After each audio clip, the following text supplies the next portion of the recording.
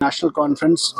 کو جو سوال رولا صاحب پوچھ رہے ہیں وہ پورا کشمیر پوچھ رہا ہے کہ آپ نے اپنے مینیفیسٹو میں بہت بڑے وعدے کیے، آپ نے بی جے پی کے خلاف ووٹ لیا اور ایبسلیوٹ مینڈیٹ ملا آپ کو، جس تنظیم کو 50 سیٹیں ملی ہو اور ان کی ہم اسمبلی میں دیکھ کے کارکردگی یا گراؤنڈ پہ اٹس لائک کہ کہیں پر بھی سرکار کا نام و نشان نہیں ہے اور لگتا ہی نہیں ہے کہ الیکشن ہوئے ہیں۔ لوگوں میں وہی ڈس اپوائنٹمنٹ ہے، وہی ڈسٹینمنٹ ہے اور لوگوں میں وہی کہیں نہ کہیں بہت زیادہ متفق ہوئے، ان کو لگتا ہے شاید ہمارا ووٹ ضائع ہوا ہے۔ 50 سیٹیں ہونے کے بعد اگر آپ تبدیلیوں پہ ہی لڑتے رہیں گے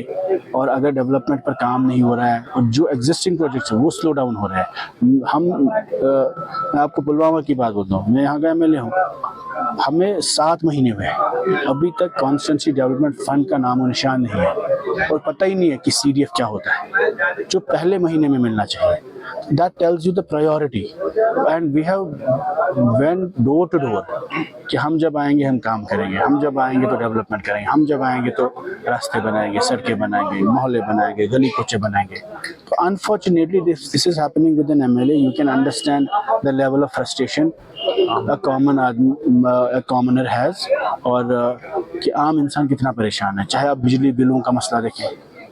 ایک گھر کو جہاں 1000 روپیہ آمدنی نہیں ہے ان کو 10-10 ہزار 6-6 ہزار روپے بل آتی ہے۔ اسی طریقے میں بے روزگاری کا انہوں نے بولا ہم امپلائیز گارنٹیز ایکٹ پاس کریں گے، اسمبلی میں اس کی بات تک نہیں کی، کہا 1 لاکھ